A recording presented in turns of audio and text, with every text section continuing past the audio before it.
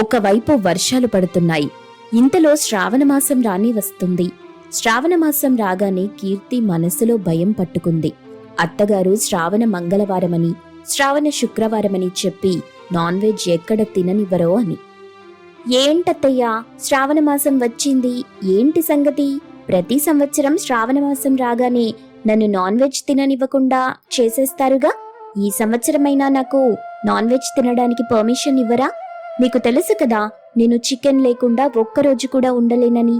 మీరిలా నన్ను తిననివ్వకుండా చేస్తే నీరసం వచ్చి పడిపోయానంటే తర్వాత ఇంట్లో పనులన్నీ ఎవరు చేస్తారు? నాకు తెలుసులేవే, నీకు ముక్కలేనిదే ముద్ద దిగదని. నీకు బంపర్ ఆఫర్. విషయం ఏంటో చెప్పనా? ఈ సంవత్సరం శ్రావణ శుక్రవారాలు 4 కాదు 5 ఉన్నాయి. అందుకే ఈ 5 వారాలు నువ్వు నాన్ వెజ్ తినకూడదు. పైగా ఇంట్లో కూడా వండనివ్వను. ప్రతి సంవత్సరం ఎక్కడో దొంగతనంగా తినటం మొదలెడుతుంటావుగా, కానీ ఈ సంవత్సరం అలా జరగకుండా చూసుకుంటాను. కొంచెం కూడా తిననివ్వను. ఈ పూజలన్నీ నా ప్రాణం మీదకే వస్తున్నట్టున్నాయి. ప్రతి శుక్రవారం మంగళవారం నన్ను పొద్దున్నే లేపేస్తుంటారు. ఏమైనా అంటే పూజ అంటారు. అయినా మీకు తెలుసు కదా అత్తయ్యా, చికెన్ కూర లేనిదే నాకు ముద్ద కూడా దిగదని. మీరన్నీ ఇలాగే చేస్తున్నారు అత్తయ్యా. నన్ను ఏడిపించుకొని తినడం అంటే మీకేమిష్టమో కదా. పైగా మీరే అంటున్నారు ఈ సంవత్సరం 4 కాదు 5 వారాలు అని. నేను ప్రశాంతంగా పడుకోవడం కూడా ఈ శ్రావణ మాసానికి ఇష్టం లేదేమో. అందుకే ఈసారి శుక్రవారాలు 5 వచ్చాయి. ఏంటో నువ్వు ఏదో లక్ష్మీదేవి నీ పైన పగబట్టినట్టు మాట్లాడుతున్నావు. వారానికి ఒక 2 రోజులు తినకపోతే కొంపలేమైనా మునిగిపోతాయా ఏంటి? ఏంటి, వారానికి 2 రోజులంటున్నారా? చెప్తా వినండి. శ్రావణ మాసం రాగానే సోమవారం వండకూడదంటారు, మంగళవారం చాలా తప్పంటారు, శ్రావణ గురువారం, శ్రావణ శుక్రవారం, శనివారం, ఇంకా మిగిలిన రోజులు బుధవారం, ఆదివారం. ఇంకా అవి కూడా ఎందుకు వదలటం? ఆ రోజు కూడా మానేస్తే సరి. నేనిలా బాధపడుతూ ఉంటే మీలో మీరు సంతోషంగా ఉంటున్నారు కదా. అవును మరి, రోజూ రాత్రిపూట ఆమ్లెట్ లేకుండా తినవు. నువ్వు నాకు చెప్తున్నావు. దొంగతనంగా ఎలాగోలా చికెన్ కూర దాచుకొని మరీ తింటావు, కొనుక్కొని తెచ్చుకొని తింటుంటావు. ఏమైనా అడిగితే ఇంట్లో వండలేదు కదా అంటావు. సరే, ఇప్పుడు రాత్రికి తొందరగా నిద్రపో. రేపొద్దున శుక్రవారం లేచి అన్ని పనులు చేసుకొని వారానికి ముగ్గులు పెట్టి చక్కగా రేపు పూజ చెయ్యు. అర్థమైందా? నీతో వాదించటం దండగా అని అనుకుంటూ అక్కడి నుండి వెళ్ళిపోతుంది. కౌసల్య పక్కన కూర్చొని నవ్వుకుంటూ ఉంటుంది. ఇంతలో రాజేష్ వచ్చి, ఏంటమ్మా ఒక్కదానివే తెగ నవ్వుకుంటున్నావు? ఏమైంది? ఏం లేదురా, నీ పెళ్ళాన్ని చూస్తుంటే నవ్వొస్తుంది. ఒక్కరోజు కూడా నాన్ వెజ్ లేకుండా బ్రతకలేనంటుంది. పాపం పిచ్చిది. ఎప్పుడూ దానికి నాన్ వెజ్ గోలే. చికెన్ లేకుండా ఉండలేనంటుంది. ఎప్పుడు చూసినా చికెను చికెను చికెను, అది తప్ప ఇంకో ధ్యాస ఉండదు దానికి. బయట కోడళ్ళు చూస్తుంటే తగువులాడేసుకుంటుంటారు భర్తలతో, అత్తమామలతో. ఎప్పుడూ గొడవ పడుతూనే ఉంటారు. కానీ దీని గోల మాత్రం చికెన్ తప్ప ఇంకోటి ఉండదు. నాన్ వెజ్ లేకపోతే ప్రాణం పోయినట్టు మాట్లాడుతుంది. అదే విషయం తలుచుకొని నవ్వుకుంటున్నాను. నువ్వు చెప్పింది నిజమే అమ్మా. ఇది అందరిలాగా నాకు బంగారం కొనమని, చీరలు కొనమని ఎప్పుడూ అడగదు. ఎప్పుడు ఫోన్ చేసినా ఏవండి వచ్చేటప్పుడు చికెన్ ఫ్రై తీసుకురండి, చికెన్ నూడిల్స్ పట్టుకురండి అని చెప్తుంది. ఒక్కరోజు కూడా వేరే ఏదైనా అడిగిందని నాకు గుర్తులేదు. నిజంగానే చాలా అమాయకురాలమ్మా కీర్తి. ఎవరితో సంబంధం ఉండదు, తన గోలలోనే తనుంటుంది. ఒకవైపు వీళ్ళిద్దరూ మాట్లాడుతుండగా కీర్తి మాత్రం బాధపడుతూ తన స్నేహితురాలు పద్మ దగ్గరికి వెళ్తుంది. ఏమైంది కీర్తి, అంత బాధపడుతూ ఈ సమయంలో ఇక్కడికొచ్చావు? ఏం భోజనం చేయలేదా?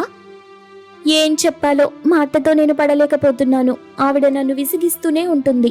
ఇప్పుడు శ్రావణ మాసం వచ్చిందని చెప్పి నన్ను తొందరగా లేవాలని, అన్ని పనులు చెయ్యాలని, నాన్ వెజ్ తినకుండా ఇంట్లో వండకుండా ఉండాలని చెప్తుంది. ఎన్ని ఆంక్షలు పెట్టాలో అన్ని పెడుతుంది. నీకు తెలుసు కదే, నేను నాన్ వెజ్ లేకుండా ఉండలేనని. పోయిన సంవత్సరం అయితే మా ఆయన దొంగతనంగా తెచ్చిచ్చేవారు. ఒకరోజు దొరికిపోయాను. తర్వాత మా ఆయన్ని ఈవిడ గట్టిగా తిట్టింది. అందుకే ఆయన ఈ సంవత్సరం తేనంటున్నారు. ఏం చేయాలో అర్థం కావట్లేదే. నాకు పూజ రోజు కూడా ఎవ్వరికీ దొరకకుండా నాన్ వెజ్ తినే మార్గం ఉంటే చెప్పవా?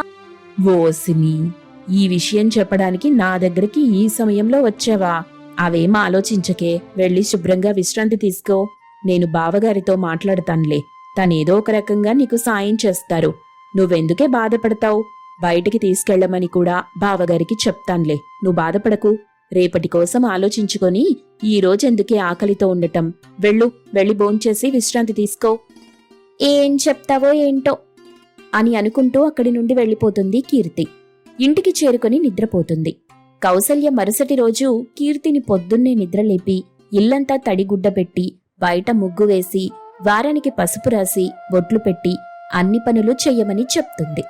కీర్తి నిద్రమొహంతో అన్ని పనులు చేస్తూ ఉంటుంది.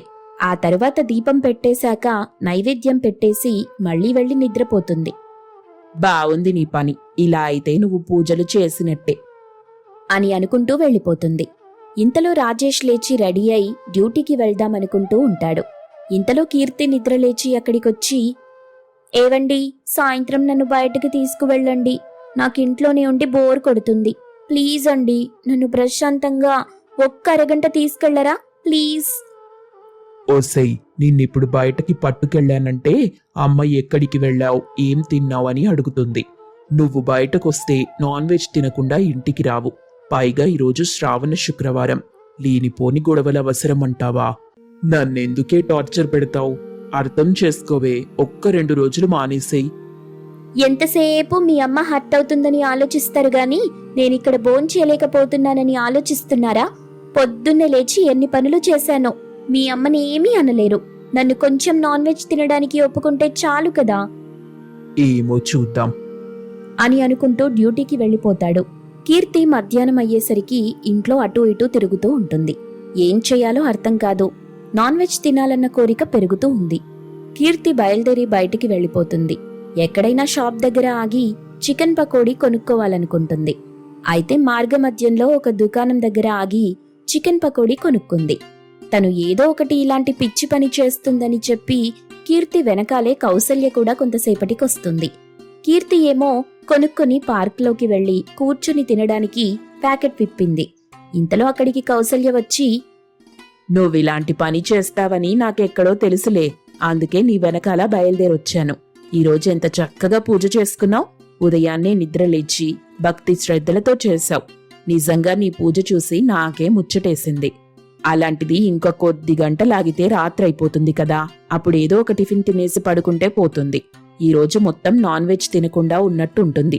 ఎందుకమ్మా ఇవన్నీ, వదిలేసేయ్ అని చెప్పి కౌసల్య తన చేతిలో ఉన్న చికెన్ పకోడీ తీసుకెళ్లి డస్ట్బిన్లో పడేసింది. కీర్తి పకోడీ పడేసిందని అక్కడే నిలబడి ఏడవటం మొదలెడుతుంది. ఇంతలో జనాలంతా కౌసల్య ఏదో చేసిందనుకుని అక్కడికొచ్చి కౌసల్యపై అరవటం మొదలెడతారు. నేనేం చేశానండి, అందరూ నాపై నరుస్తున్నారు? తను నా కోడలు, నేను దీన్నేమీ అనలేదు. పిల్ల అంతగా ఏడుస్తుంటే ఏమనలేదంటావేంటి? నువ్వు పిల్లని కొట్టే ఉంటావు. కోడలంటే నీకు లోకువేమో, అందుకే శ్రావణ శుక్రవారం కూడా ఇంటి కోడల్ని ఏడిపిస్తున్నావు. నీకు కొంచెం కూడా జాలి దయ లేనట్టుంది. అమ్మా, నేను తననేం కొట్టలేదు, మీరెందుకలా అనుకుంటున్నారు?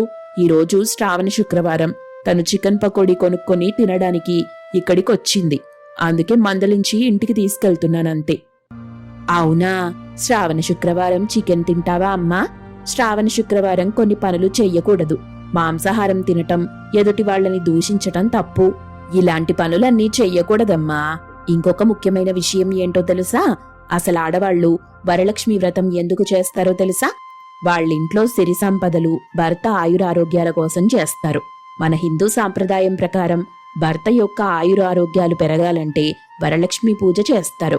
ఒకవేళ అమ్మవారికి మనస్ఫూర్తిగా పూజ చేస్తే ఆవిడ ప్రసన్నురాలై మనకన్ని విధాలా వరాలందించే వరలక్ష్మి తల్లి అవుతుంది. అలాంటి రోజున నువ్విలా చేయటం తప్పు కదమ్మా. ఎవరికోసం కాకపోయినా నీ భర్తంటే నీకిష్టమే కదా, తన కోసమైనా ఆలోచించి ఇవన్నీ మానేయాలి కదా. అయ్యో, ఇన్ని రోజులు నన్ను మా అత్తగారు హింసించడానికి ఈ పూజలన్నీ చేయమంటున్నారనుకున్నాను. దీని వెనకాల ఇంత కథ ఉందని నాకు తెలీదండి. సరే, ఇంకెప్పుడూ శ్రావణ మాసంలో నాన్ వెజ్ తినాలని గొడవ పెట్టను, మరియు తినను కూడా. వరలక్ష్మి పూజ విశిష్టత తెలుసుకున్న కీర్తి తర్వాత నుండి శ్రావణ మాసం చాలా భక్తి శ్రద్ధలతో వరలక్ష్మి అమ్మవారిని పూజిస్తూ సకల సౌభాగ్యాలతో వర్ధిల్లుతూ ఉంటుంది. పార్వతికి ఇంట్లో అస్సలుండాలనిపించట్లేదు. తన 2 కోడళ్ళు రోజూ పోట్లాడుకుంటూనే ఉన్నారు. ఊరంతా వాళ్ల గురించి రకరకాలుగా చెప్పుకోవటం చూసి పార్వతికి నిద్ర పట్టటం లేదు. అందుకే ఒక బలమైన నిర్ణయం తీసుకుంది పార్వతి. ఇప్పటి వరకు ఉమ్మడి కుటుంబంలాగా ఉండేది. ఇకపై ఈ ఇల్లు రెండుగా చీలనుంది. నా ప్రాణం పోయే వరకు ఇంటిని విడదీయకుండా కాపాడాలనుకున్నాను. కాని ఇప్పుడు జరిగే అనర్థాలను నేను ఆపలేకపోతున్నాను. కొన్నాళ్లు తీర్థయాత్రలకి వెళ్ళొస్తే బావుంటుందనిపిస్తుంది. ఈ విషయాన్ని ఎలాగైనా ఇంట్లో వాళ్ళకి చెప్పాలి అని అనుకుంటూ ఉండగా వర్షం ఎక్కువవుతుంది. ఆ వర్షంలోనే తడుస్తూ ఇంట్లోకొస్తుంది చిన్న కోడలు కవిత. ఏంటమ్మా, వర్షంలో అలా తడుస్తూ వస్తున్నావేంటి? ఏదైనా అడ్డుగా పెట్టుకొని ఉండొచ్చు కదా. వర్షంలో తడిసిపోకుండా గొడుగు పెట్టుకుని వస్తున్నానండి. కాని మీ పెద్ద కొడలు కీర్తన ఉంది కదా, తన కారును నా పక్కగా పోనిచ్చి నాపై బురద పడేలా చేసింది. ఆ సమయంలో గొడుగు గాలికి కొట్టుకుపోయింది. డబ్బుందన్న పొగరుతో మీ కోడలు ఇష్టం వచ్చినట్టు చేస్తుందత్తయ్యా. నేను చూస్తూ ఊరుకోను. బాధపడకమ్మా, అలా ఆవేశపడకు. పార్వతి అలా చిన్న కోడల్ని ఓదారుస్తుండగా అక్కడికి పెద్ద కోడలు కీర్తన వచ్చింది. వస్తూనే కవితని, "ఓ అత్తయ్యా, మీరిక్కడే ఉన్నారా? వచ్చేదారిలో నా కారు కింద ఒక కుక్క పడబోయింది. దాని మొహంపై బురద కొట్టగానే అది పారిపోయిందనుకోండి. అది ఇటువైపే వచ్చింది. కొంపదీసి మన ఇంట్లోకొచ్చిందేమోనని." "ఏయ్, ఏంటే నీ పొగరు? చూస్తుంటే రెచ్చిపోతున్నావు. ఇక నేను ఊరుకోను." ఏం చేస్తావేంటి? మూతిపళ్ళు రాలగొడతాను. కొట్టవే చూద్దాం. కొట్టు. నా గురించి తెలుసు కదా, తాట తీస్తా. అలా కవిత కీర్తన గొడవ పడుతున్నారు. ఇంతలో పార్వతి గట్టిగా అరిచి వాళ్ల గొడవ ఆపింది. చూడండమ్మా, ఈ ఇంట్లో నేను అస్సలుండలేకపోతున్నాను. నేనెలా ఉండకూడదనుకున్నానో ఇప్పుడు నా ఇల్లు అలాగే ఉంది. ఊరంతా మన ఇంటి గురించే రకరకాలుగా చెప్పుకుంటున్నారు. మీరు మారతారని నాకు నమ్మకం లేదు. ఒకే ఇంట్లో కలిసిమెలిసి ఉంటారని అనుకుంటే ఇలా గొడవలు పడుతున్నారు. మీ చిన్న కోడలు కావాలని నా పైకొస్తుందత్తయ్యా. నన్ను చూస్తూ ఉండమంటారా? అది మాట్లాడే మాటలు నేను సహించను. మాటలు మర్యాదగా రానివ్వు. అబ్బబ్బా, మళ్ళీ అదే గొడవ. ఇక చాలమ్మా, చాలు. ఇకపై ఈ ఇంట్లో గొడవలు జరగడానికి వీల్లేదు. అందుకే నేనొక నిర్ణయానికి వచ్చాను. ఈ ఇంటిని విభజించాలనుకుంటున్నాను. పార్వతి అలా అనగానే కవిత కీర్తి షాకై చూస్తారు. కీర్తన అయితే నవ్వుకుంటుంది. కవిత బాధపడుతుంది. ఏంటత్తయ్యా, అలాంటి నిర్ణయం ఎందుకు తీసుకున్నారు? మనది ఉమ్మడి కుటుంబం. అందరం కలిసి ఉందామత్తయ్యా. కలిసి ఉంటే నేను తెచ్చే వాటిని మీరే ఎక్కువగా మెక్కుతున్నారు కదా. వేలకి వేలు తగలేస్తున్నాను.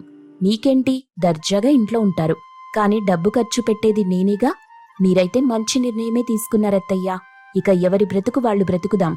వెంటనే ఇంటిని బాగాలుగా చెయ్యండి. అమ్మా కవిత, ఇంకేం మాట్లాడకు. నా నిర్ణయాన్ని గౌరవించు. ఇప్పుడు నేను తీసుకున్న నిర్ణయం సరైనదే. అలా పార్వతి ఇద్దరు కోడళ్లకు చెప్పి ఆ ఇంటిని విభజిస్తుంది. ఇంటి గుమ్మానికి లోపల కాస్త దూరంలో రెండిళ్లను విడదీస్తూ ఒక గోడ కట్టిస్తుంది. ఇంట్లోకి సామాన్లను ఇద్దరు కోడళ్లకు చెరిసగం పంచుతుంది. పార్వతి అంత చేస్తున్నా కీర్తనలో మాత్రం ఇంకా ఏదో కావాలనే ఆశ ఉంది. చూడండత్తయ్యా, మీరంతా బాగానే చేశారు. ఇక మాకు సంబంధించిన ఈ ఇంట్లో మేం మార్పులు చేసుకుంటాం. ఇదెప్పటి ఇల్లో కదా. చాలా చోట్ల ఇంటికి రంధ్రాలున్నాయి చూసారా? వర్షం కురిస్తే ఇంట్లో చాలా చోట్ల నుండి వర్షపు నీరొస్తుంది. అందుకే నాకు సంబంధించిన ఇంటి ప్రదేశంలో నేను మార్పులు చేసుకుంటాను. నాకెవరూ అడ్డు చెప్పరు కదా. చెప్పమమ్మా, చెప్పం. ఇకపై అది నీకు చెందినది. అది అలా ఉండాలి. నిజంగా మీరు చాలా గొప్పవారత్తయ్యా. మీరిప్పుడెక్కడుంటారు? అదిగో ఆ కోడలి దగ్గరుంటారా, లేక నా దగ్గరికొస్తారా? కీర్తన అలా అడగడంతో కవితకి చాలా కోపమొచ్చింది. నువ్వేం మాట్లాడుతున్నావో నీకు అర్థమవుతుందా? ఈవిడ ఇంటికి యజమాని. ఈ ఇంటిని విభజించినంత మాత్రాన మనుషుల్ని కూడా విభజించాలని లేదు. అలా చేయటం తప్పు. ఏయ్, నేనిప్పుడు నిన్నడిగానా? ఎందుకే అలా గొంతు చించుకొని అరుస్తున్నావు? నా దగ్గర కుప్పిగంతులెయ్యకు. అత్తయ్య చెప్తుంది కదా, నువ్వు నోరు మూసుకొని పడుండు అంతే. ఆగండి, దయచేసి ఆగండి. మీరలా గొడవ పడుతుంటే నాకు ప్రాణం పోయేలా ఉంది. నేనేం చేయగలను చెప్పండి? అమ్మ కీర్తన, నేను చిన్న కోడలి దగ్గరే ఉంటాను. ఇక ఈ విషయం గురించి గొడవ పడకండి. వెళ్ళండమ్మా, వెళ్ళండి అంటూ పార్వతి ఇద్దరు కోడళ్లను పంపించేస్తుంది. ఇక ఆ తరువాత కీర్తన తనకు సంబంధించిన భాగంలో మరమ్మతులు చేయించుకుంది. వర్షపు నీరు ఇంట్లోకి రాకుండా పైకప్పు పటిష్టంగా వేయించుకుంది. ఇంట్లో తినడానికి డైనింగ్ టేబుల్ పెట్టుకుంది. అలాగే తనకి వంట పనులు, ఇంటి పనులు చేయడానికి పనివాళ్లను కూడా పెట్టుకుంది. అవతలి వైపు కవిత అవేం చెయ్యలేదు. అమ్మా కవిత, బాధపడుతున్నావా? అత్తయ్యా, అదేం లేదు. కాకపోతే నా పేదరికాన్ని చూసి నాకే జాలేస్తుంది. ఈ ఇంట్లో ఏది జరగకూడదో అదే జరిగింది.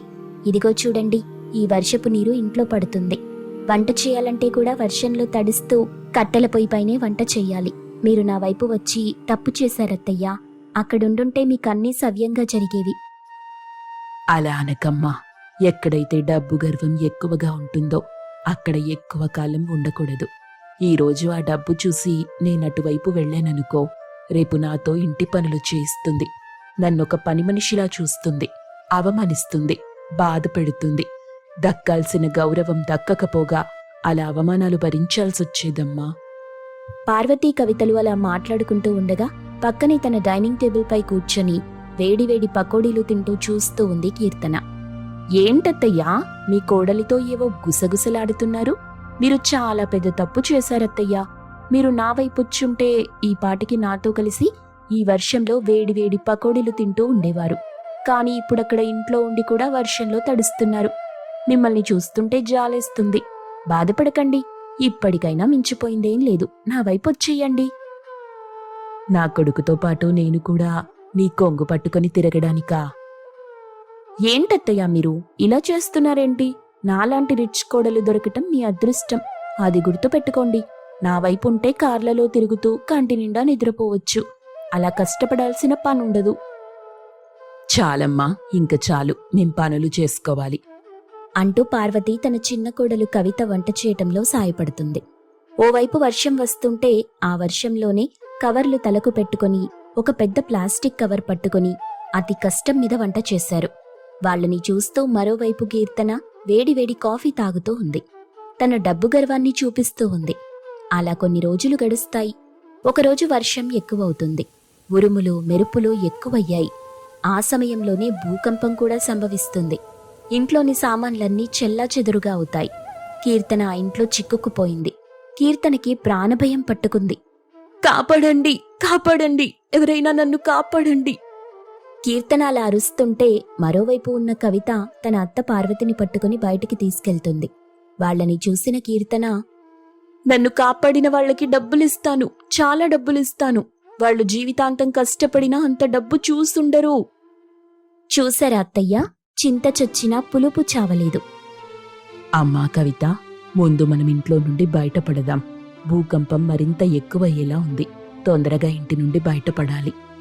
అలా కవిత మెల్లగా తన అత్త పార్వతిని తీసుకుని ఇంటి నుండి బయటకొచ్చేసింది. ఇంటి నుండి బయటకొచ్చిన తరువాత ఒకచోట తన అత్త నుంచింది. మళ్ళీ ఇంట్లోకి వెళ్ళింది.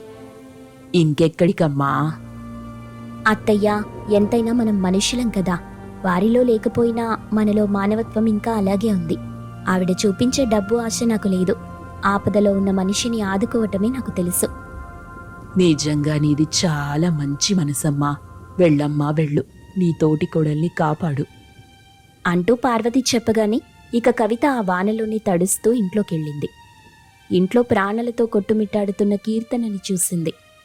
ఇంట్లోని సామాన్ల మధ్య చిక్కుకొని ఉన్న కీర్తనని చూసి, ఇదిగో నా చేతులు పట్టుకో, నా వెంట నడు. అబ్బబ్బా, ఖచ్చితంగా నీకు చాలా డబ్బిస్తాను. పండగ చేసుకుందువులే. ఇక నీకు తిండికి కూడా ఇబ్బంది ఉండదు. నన్ను కాపాడుతున్నావు కదా, డబ్బు కోసమే కదా. ఖచ్చితంగా నీకు డబ్బిస్తాను. చాలా ఎక్కువ డబ్బులే ఇస్తాన్లే. పండగ చేసుకుందువు. కీర్తన అలా అనగానే కవిత లాగి పెట్టొక్కటిస్తుంది. కీర్తనని చాలా కోపంగా చూస్తుంది. చిచ్చి, చచ్చే ముందు కూడా నీలో మార్పు రాలేదు కదే.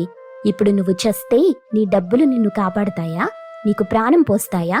నీలో మార్పు వస్తుందని అనుకుంటే ఇంకా నీ బుద్ధి మారట్లేదు. కనీసం ఇప్పటికైనా మారు. పద వెళ్దాం. అలా కవిత తన తోడికోడలు కీర్తనని తీసుకుని ఇంట్లో నుండి బయటకొస్తుంది. బయటకొచ్చిన తరువాత కీర్తన కన్నీళ్లు పెట్టుకుంటుంది. తన అత్త కాళ్లపై పడుతుంది. క్షమించండత్తయ్యా, డబ్బున్న పొగరుతో నేను చాలా తప్పు చేశాను. మిమ్మల్ని అవమానించాను, బాధ పెట్టి నోటికొచ్చినట్టు మాట్లాడాను.